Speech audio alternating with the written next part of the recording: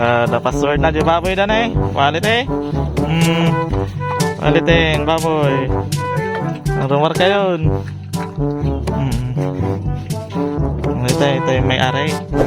Okay. Alaga niya. So, nabili na namin ang baboy dyan at pinababa na namin sa bundok.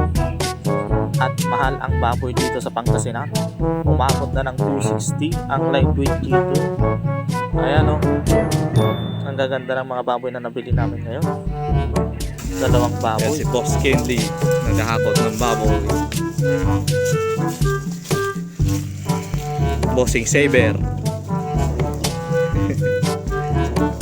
Quality pigs. Pigs the quality. Huh? Quality pig.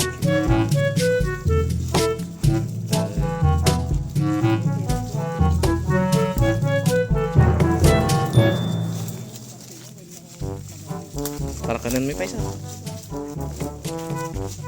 Wait. Mas labaka ka mo ta, sir. Yan. Siyempre, nanakot tong jabaka. Para kanan pa. Dadakal te kita. Yan, Boss Kenley.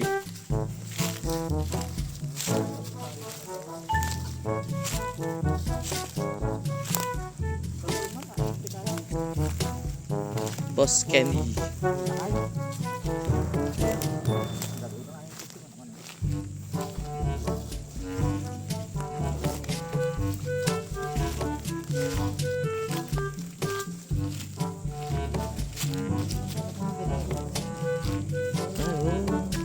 Dati single. Dapat balbalay dyan nga ito, sir.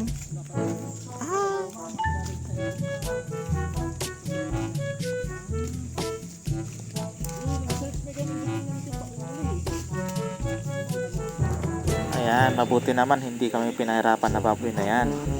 Ano, malapit na namin ikarga yung baboy. Ayan, nakarga na namin yung baboy at magbabayad na lang ako at uuwi na kami sa Pangasinan. Ayan o. Quality na naman ang iuwi namin. Pa-follow naman, pa-share. Salamat.